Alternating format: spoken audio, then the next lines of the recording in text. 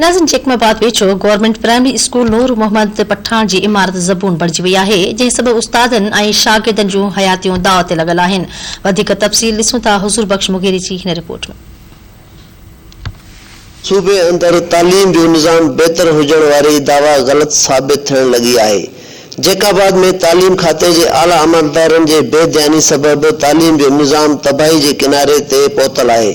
जैकाबाद लग government primary school नूर मोहम्मद पठान जी इमारत ज़बू हाल हुजण करे शागिर्दनि जी ज़िंदगी खतरे में पयल आहे, पर तालीम खाते जे अमलदारनि जे बेपरवाह बणियल आहिनि। स्कूल जे उस्ताद शागिर्दनि जो चवण हो त 4 कमरनि ते मुश्तमिल प्राइमरी स्कूल में कंहिं बि वक्त वॾो हादसो पेश अची सघे थो। मेरा नाम आसिफ खान है और मेरा स्कूल का नाम GBPS नूर मोहम्मद पठान यूसी जैकाबाद है। में बैठने के लिए फर्नीचर नहीं है, पानी पीने के लिए जगह नहीं है और छत गिरा हुआ है और हम पढ़ने के लिए आते हैं पर हम डरते हैं कि हमारे ऊपर छत नहीं गिर जाए। पढ़ने के लिए स्कूल आते हैं, हमारा छत गिरा हुआ है, कुर्सी नहीं है, हमारे पास पीने के लिए पानी नहीं है, खेलने के लिए ग्राउंड नहीं है। जाऊँ बोल रही नहीं, हम तालीम हासिल करे सारा गिर जाएगी। स्कूल हवा भी है, पंखा भी नहीं, सारा लेटरिन भी नहीं है, हमारा पेशाब को जगह भी नहीं है। मांजो नाल मोहम्मद वारिसा, मां इन स्कूल जो GBPS नूर मोहम्मद पठान जो हेडमास्टर आहियां। मांखे 21 साल थिया आहिनि। 21 सालनि में असांजो तक़रीबन स्कूल जी बिल्डिंग शुरू खां वठी हिकु दफ़े रिपेयर थियो। रिपेयर खां बाद जेकी आहे ये 1981 जो जेको स्कूल ठहियल आहे बिल्डिंग, 81 खां पोइ इहो हिकु दफ़े रिपेयर थियो। उन खां बाद जेकी आहे वरी उनखे टच न कयो अथऊं। हाणे इहा हालत आहे। असां वटि 200 शागिर्द हुआ।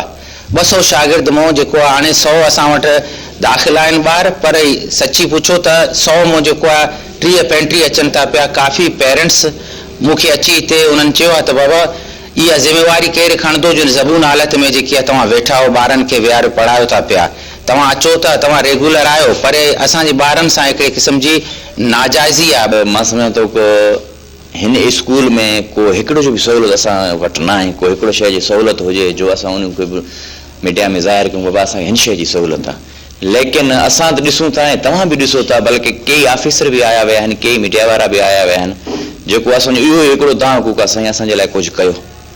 कुझु बि नथा करनि, का शइ बि नथो थिए। आख़िर में इहो ई चवनि था पेरेंट्स ॿारनि जा, इहे चवनि था कि बाबा अगरि हिन पंहिंजो बिल्डिंग जे आसिरे में तव्हां वेठा हुआ, असांजा ॿारड़ा मासूम अचनि था, अगरि इन जो नुक़सानु थी वियो इहो बि ज़िम्मेवारी तव्हां ते आहे। स्कूल जे शागिर्दनि ऐं वालिदनि जो चवण हो त स्कूल में सवें ॿार दाख़िल आहिनि पर तालीम हासिल करण नथा अचनि। हुननि चयो त सिंध हुकूमत ऐं चूंडियल नुमाइंदनि नोटिस वठी स्कूल जी मरम्मत कराए जीअं शागिर्द आसानी सां तालीम हासिल करे सघनि। कैमरामैन शकील बलोच सां गॾु हुज़ूर बख़्श मुगेरी, धरती TV न्यूज़, जैकबाद।